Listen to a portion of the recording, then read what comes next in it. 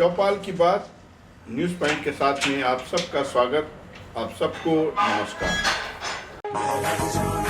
मैं लड़ जाना है लहू में एक चिंगारी, जिद से जुनू तक है जाना, हर कतरा बोल रहा अल्लाह दिल से बन के कफन जब तुरया, तन के मौत नू बाचा मारे में थर थर कंबदे सारे।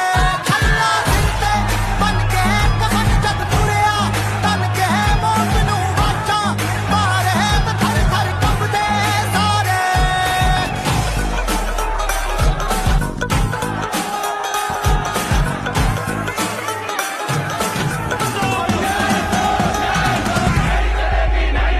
ये दिल की मशाले जोश से जला के जलती लपटों को हमने हाथों में है थाम लिया।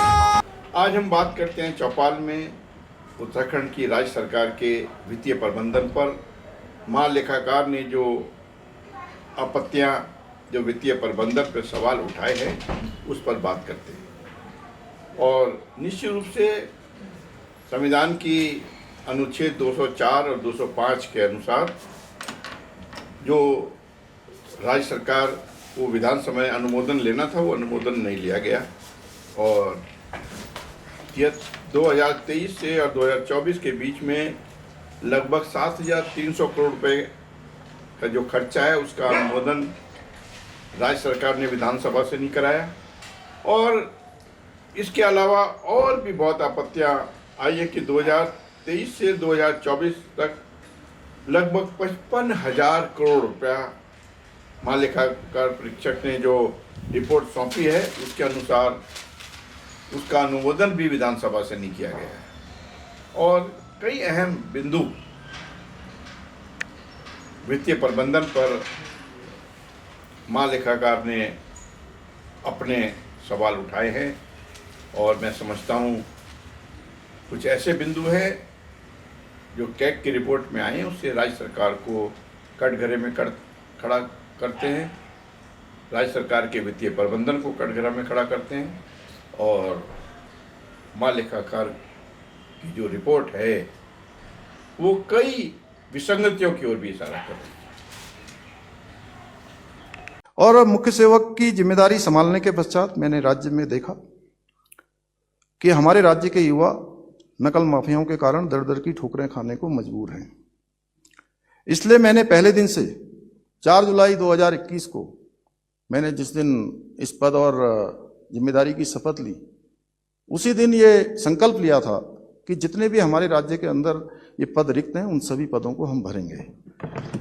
और हमने नियुक्तियां प्रारंभ की।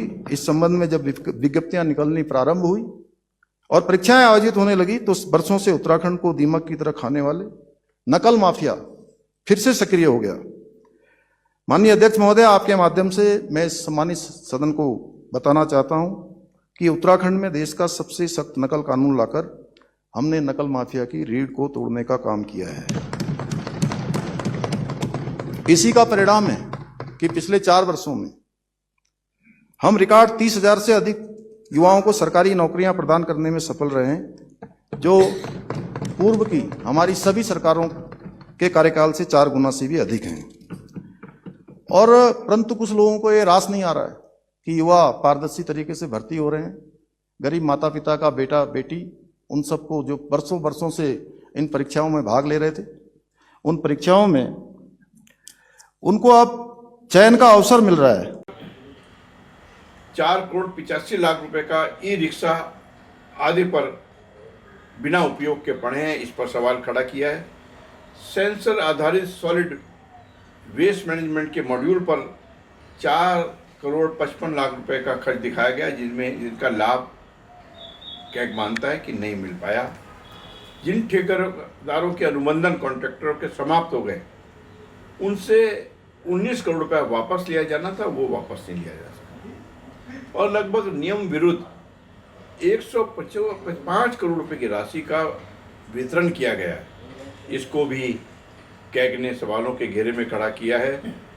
ठेकेदारों से और अधिकारियों से लगभग 252 करोड़ रुपया वसूला जाना था, वो भी नहीं वसूल कर पाए।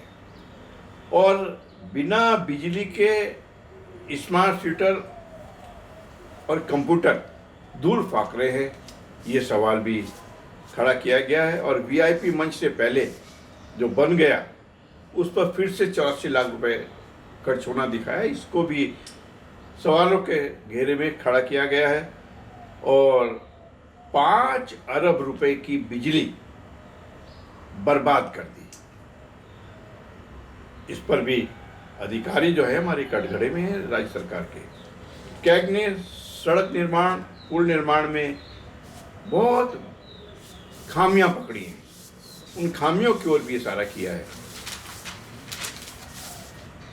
कुंभ आयोजन के लिए जो 2021 और 2000 में 219 करोड़ रुपए जो थे वो खर्च नहीं कर पाए। महंगी दरों पर उपकरण खरीदने की बात आई है, एम्बुलेंस खरीदने की बात आई है, और ना रिपोर्ट दे पा रहे हैं हमारे अधिकारी और ना बकाया वसूल पा रहे हैं। और मनरेगा में जो मजदूर हैं हमारे, वो अपनी मजदूरी के लिए भटक रहे हैं, उनके लाले पड़े हुए हैं।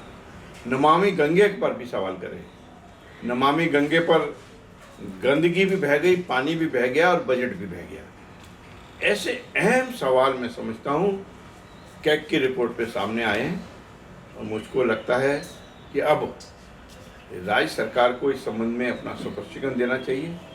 कांग्रेस सहित विपक्ष भी उनको घेर रहा है, नेता प्रतिपक्ष ने भी उन पर सवाल खड़े किए हैं, पूर्व मुख्यमंत्री हरीश रावत जी ने भी सवाल खड़े किए हैं, और प्रदेश अध्यक्ष गोदियाल जी ने भी कैग की रिपोर्ट पर जो आपत्तियां, जो विसंगतियां सामने आई हैं, उस पर सरकार से जवाब मांगा है।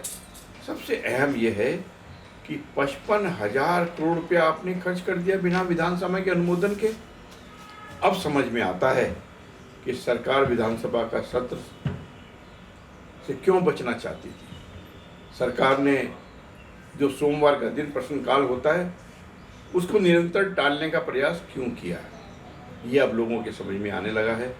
आज चौपाल में इतना ही कि राज्य सरकार के वित्तीय प्रबंधन को कैग ने सवालों के घेरे में खड़ा किया है, और तमाम जो धनराशि खर्च की गई है उस तमाम विसंगतियों को कैग ने पकड़ा है, उस पर